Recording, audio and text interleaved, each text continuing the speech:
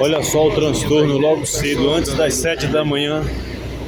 O trabalhador de São Paulo passando por mais um transtorno aí, os problemas nas linhas de trens, de metrô, tudo parado, as pessoas tendo que caminhar por entre os trilhos aí na estação Carrão do metrô, aqui em São Paulo.